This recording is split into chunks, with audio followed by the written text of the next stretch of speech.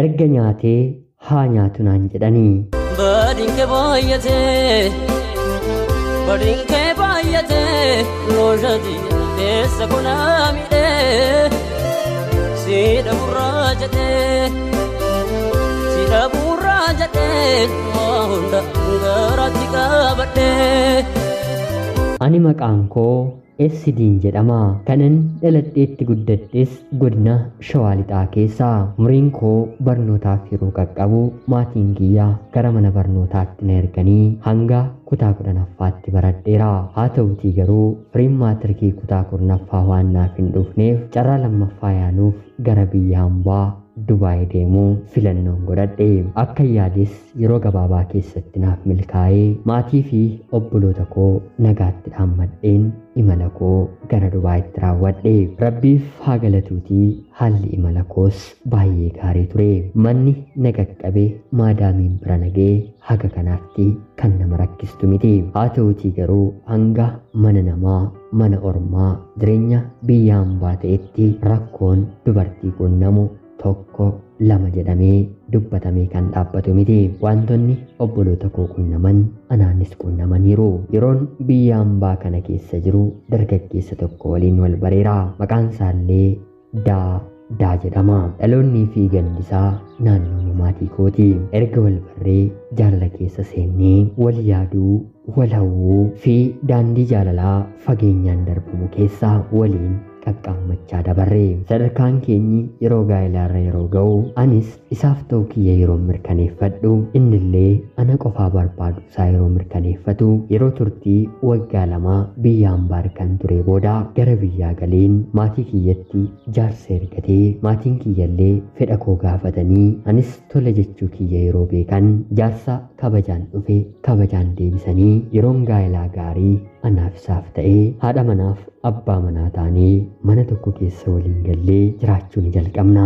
Inni ofii hojii mataa isaa hin qabu. Tarii yaada koof yaada sirrii ta'uu baatus kan inni eege qarshiidhaanii biyya hambaatii fidee na waliin qooddatee jiraachuufi. Haa ta'utii garuu guutummaa guutuu hanga jedhamutti qarshii kana ani maatiin kiyya jireenya isaanii akka itti fooyyessaniif hunda isaa kenneera. Yeroo baatii 2 hin guunne keessatti waliin jiraachuuf qabeenyi waan barbaachisuuf anis innis hin qabne yoo ta'e beelli waan dhufuuf beela'uu jalqabne. Anis abbaa manaa kiyyaan kanan bare biyya hambaa deemuudhaatii harka koorra kan jiru hunda maatii kiyya harka waan galeef ergan kennee deebisee gaafachuu waan natti ulfaatuuf gara biyya hambaatti maleen waggaa 2 hojjedheen dhufaa. Dargaggummaan hiyyummaan mana nutti dhaabuurraa jedheen isan gaafadha. Abbaan manaan kiyyallee tolinaan jedhee si'a kanammoo piroosesii gara Beeruutitti ergadheen viizaan kiyyallee naaf dhufee bultii ijaarrannee baatii 3 yeroon guutuu imala koo gara biyya Beeruutitti raawwadhe. Ammallee bakki na qunname kan duraarraa baay'ee fooyya'aadha. Hojiin illee hanga kanaatti nan dhiphisu. Maatiin mana sanaallee xiqqaa waan turaniif yeroo boqonnaa hedduun qaba. Naaf ta'ee jiraadheen bultii kiyya biyya jirullee kunuunsadheen waggaa 2f ji'a 3 erga hojjedhee booda wanta anaaf siif ta'u gara fuulduraaf nu tajaajilu itti nuuf godhi jedheen maqaa abbaa manaa kootiin nan erge. Badinke baay'ate loojati teessa kunaa miidhee siidha burraa jedhee waa hunda garaatti qabadhee. Yeroo kanas na galateeffatee kottugaa sigahaa qarshii nati nuuf ergitee jireenya keenya fooyyessuuf rabbi nuuf eebbisnaan gahaa waan ta'eef gara mana keetti deebinaan jedhe. Anillee har'a borotoon jedhiin turtii waggaa 2 fi baatii 3 booda gara biyya kootti deebi'e. Abbaa manaa koo waliinis jireenya jiraachuun jalqabe. Kan jireenyi jannata ta'eetiif jireenyi haadha manaaf abbaa manaa ta'anii jiraachuu ni mi'aawa jedhama mitiiree. Anaa fi abbaa manaa koo garuu ergan biyya hambaatii deebi'ee walitti bu'uudhaaf torbee tokko nutti hin fudhanne. Qarshii hamma kanatti ergee bakka inni dhaqate wallaalee kana fidi kanan bita yeroon jedhu qarshiin hin jiru jedheenaaf deebisa. Maali ergen ergeeyoo qarshii amma kana baatii tokkollee hin guunne jedheen yeroon isan gaafadhu dhimma ta'e irratti oolcheera. Kanammoo yoo galma ga'u qofan sitti dubbadha. Amma meezoon tokkollee harka kiyyarra hin jiru jedheenaaf deebise.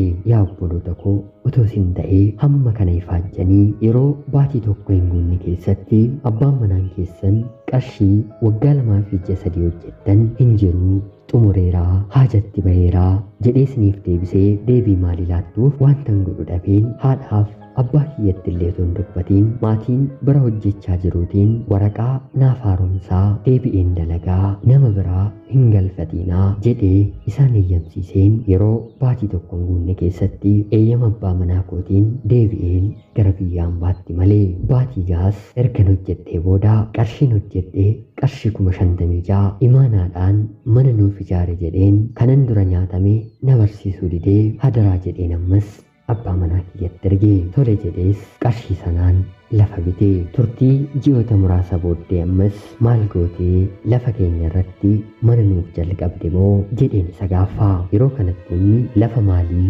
bittee natti laatteettaa moo maal narraa qabdaa jedheenaaf deebise. Anis yeroo darbe lafa biteeraa naan jette miti moo maal gootee jedhee yeroon gaafadhu waan beektu hin qabdu calli jedhee hojjedhu hin hojjedhu kan jettu yoo ta'e immoo kottu galii jedheenaaf deebise.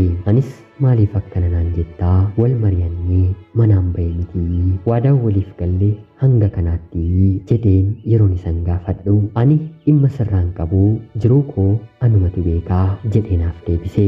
Ammas calluma jedheen namummaa kiyyaan jabaadhu yoo rabbi jedhee guyyaan kun illee dabarti jedheen of jajjabeessu yaale. Haa ta'utii garuu kana dubbatee torbee tokko booda uffata kiyya mucayyoo wayiitti uffisee karaa toora feesbuukii isaa gadi lakkisee. Anis argeen naheen maal yaa abbaa manaa kiyyaa otoo nani lubbuudhaan jiru otoo nan hin du'iin maaliif akkana gootee uffata koo namaaf kennitee uffiftaa jedheen itti bu'een himadhe.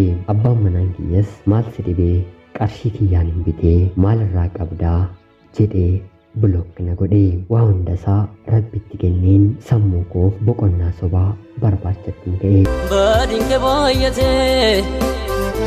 Badinke baay'ate loojati keessa kunaa midhee siidha burraa jedhee waa hunda garatti qabadhee. Haa ta'utii garuu maaltu qabbana naafaa kennu gochaan isaa hundaa yeroon gadi taa'ee ilaalu anaan gubuudha. Haala kanaan osoo hin jiru yeroon kontiraata kiyyaallee ni xumurame. Salphina koo baadheen gara biyyaa gara maatii kootti nan deebi'e. Yeroo kanatti gara maatii kiyyaatti deebi'uu abbaan manaan koo kun hin dhagaha. Akka dhaga'eenis silaa ana waliin walitti bu'ee waan jiruuf toora hundumaan illee mataa isaatiin balleessaa isaan bilook waan na godheef haadha manaa koo naaf galchaa jedhee jaarsa gara maatii kiyyaatti erge.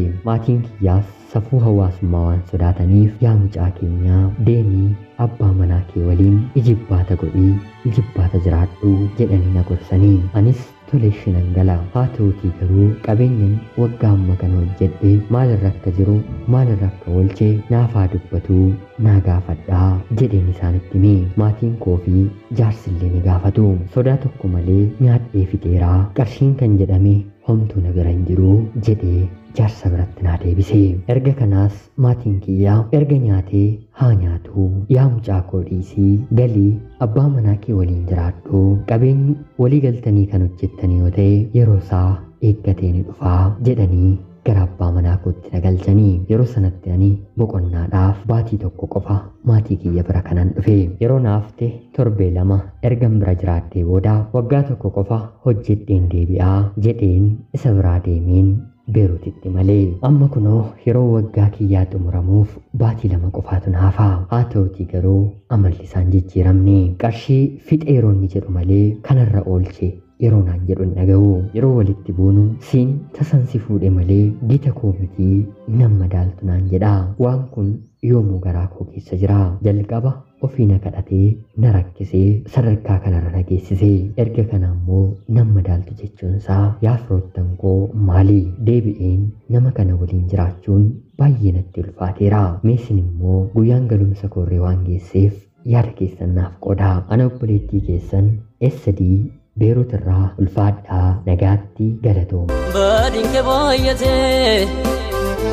Badinke baay'ate loojati keessa kunaa miidhee siidha burraa jedhee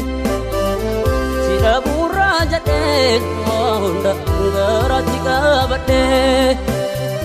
Yooyyaa shamaa akkam jirtu kabajamtootaaf hordoftoota qophii Oromiyaa 24 nagayaaf jaalalli tokkummaan bakka jirtan hundaatti hunda keessaniif yaatu jecha guyyaa har'aallee xalayaa obboleettiin keenyi SD Beerut irraa nuuf ergite isiniif dubbiseen hin ga'a. Akka isin irraa barattaniif hubannoo cimaa ta'e tokko irraa argattan homaa shakkii tokko illee hin qabu. Obboleettii keenya ergaa kee kana nuuf qooduu keetiif guddaa galatoomi jechuun barbaada. Kabajamtootaaf hordoftoonni qophii Oromiyaa 24 illee obboleettiin keenyi maal akka gootu yaada keessan komentii jalatti qoodaaf jecha qophiin guyyaa har'aaf isiniif qabattee yaadde kanuma fakkaatti. Haga yoonaatti na dhaggeeffachaa kan turtaniitiif guddaa galatoomaa isiniin jechuun barbaada. Laayikii fi sheer gochuun illee na deeggaraa jecha namoonni chaanalii keenyaaf haaraa taatan illee anaa dhufu kun Oromiyaa 24 guyyaa guyyaatiin xalayaa jaalalaa fi seenaa jireenyaa nama barsiisuu bashannansiisuu danda'u isiniif qabattee waan dhiyaattuuf isinillee sabskiraayib gochuun maatii keenya ergattanii booda xalayaa jaalalaa yookiin seenaa jireenyaa nama barsiisuu bashannansiisuu danda'u qabaattan karaa telegiraamii karaa lakkoofsa bilbilaa kiyyaa duwwaa 937 Naaf erguun irratti hirmaachuu hin dandeessu. Qopheessuuf qindeessuun isin waliin kanan ture ani gammachiista shoomeedha. Qophii gara biraatiin hanga walitti deebinutti bakka jirtan maraan turtii gaarii isiniif nan hawwaa. Badinke baay'ate loojati keessa kunaa miidhee siidha burraa jedhee waa hunda